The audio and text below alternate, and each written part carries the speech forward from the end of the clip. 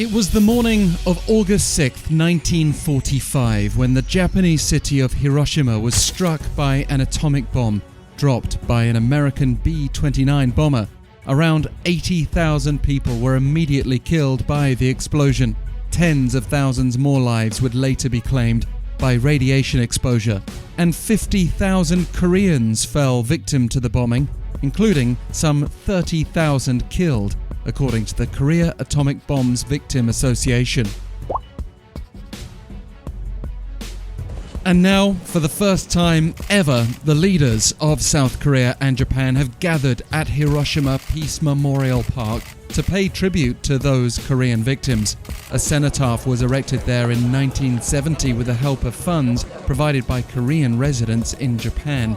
It was initially located outside the park, but in 1999 was relocated at the request of both Korean and Japanese civic groups. Until now, no South Korean president had been to the monument, but President Yoon Suk-yeol on Sunday, along with his Japanese counterpart Fumio Kishida and their respective wives, jointly laid wreaths and bowed in silence to pay their tribute as elderly surviving Korean victims of the bombing looked on.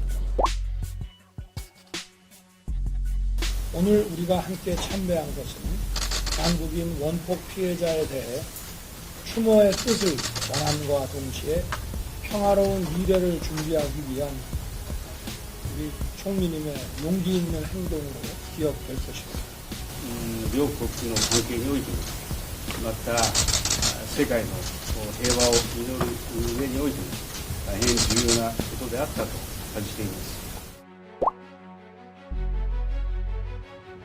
One of the reasons Yoon spoke of courage is because by recognizing Korean victims, Japan is also having to shed light on the dark history that brought many Koreans to Japan as forced laborers, who not only suffered under Tokyo's colonial rule, but many were also there in Hiroshima during World War II on that fateful August morning. So this was a highly symbolic moment too, with the two leaders facing their nation's painful past while working to strengthen relations now and for the future, having both engaged in summits in Seoul and Tokyo in recent weeks, rebooting so-called shuttle diplomacy between South Korea and Japan after a 12-year freeze.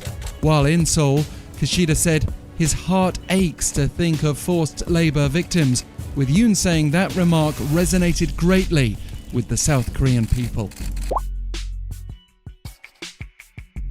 Of course, there is also the extra layer that the Hiroshima bombing was carried out by the US, now a firm ally of Japan, as well as South Korea.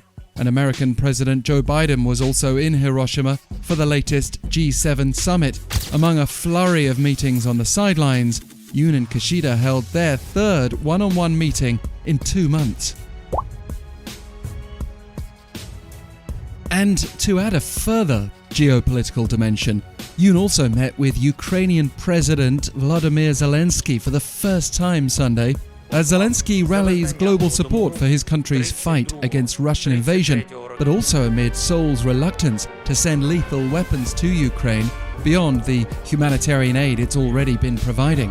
According to Yoon's office, Ukraine requested the meeting with Zelensky, and we have clear lines being drawn between global powers, not just due to the threat of North Korea closer to home, but with wider military considerations at stake.